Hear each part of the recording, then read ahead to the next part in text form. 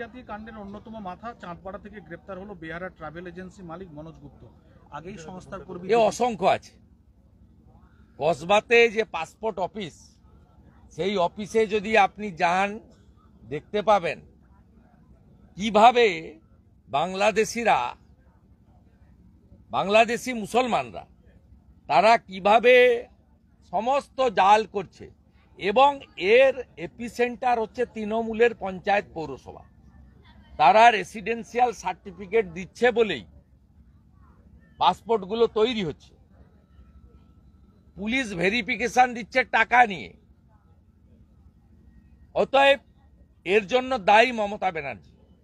আমি বাংলার মানুষকে বলবো, আপনারা ২৬ সালে একজোট হয়ে এই সরকারকে একবার বিসর্জন দিন।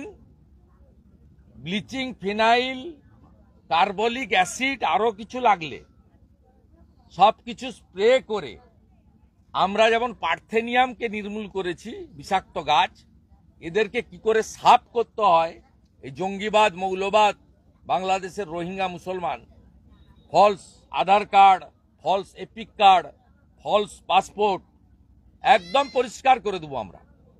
আমরা কমিটেড যোগী আদিত্যনাথজির মতো সুশাসন এবং সুরক্ষা, গুজরাটের মতো শিল্প আর কর্মসংস্থান আমরা দেব। বিজেপি রুল স্টেটে দেয়, এখানেও আমরা দেব।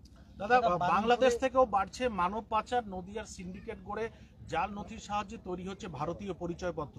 মোটা টাকার বিনিময়ে চলে যাচ্ছে বাংলাদেশিদের হাতে। এই প্যাকেজে মানব পাচার, নারী পাচার, শিশু পাচার, গরু পাচার, মহিষ পাচার, ফেন্সিডিল পাচার, ড্রাগ পাচার, চিনির বস্তা পাচার, প্যাকেজ।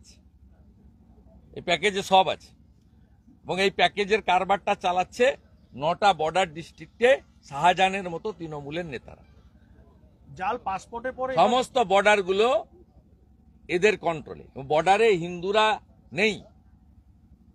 আপনি যদি বসিরহাটের ঘোজাডাঙ্গা থেকে কুচবিহার বর্ডার যান, হিন্দুদের ভাগিয়ে দিয়েছে। এই বাংলায় 8-9 হাজার গ্রাম আছে, শাঁখ বাজে না। মুর্শিদাবাদ, মালদাতে, নদিয়ার একটা প্রান্তে, করিমপুর, কালীগঞ্জে হিন্দুদের জমি জলের দামে বেচে পালিয়ে আসতে হচ্ছে কলকাতা বা অন্য জায়গায়, শহরে, কৃষ্ণনগরে, বারাসতে, জলের দামে বেচে। এমন ভাবে তাদের উপর অত্যাচার, তারা বর্ডার গ্রামগুলো প্রায় ফাঁকা করে দিয়েছে। দাদা, জাল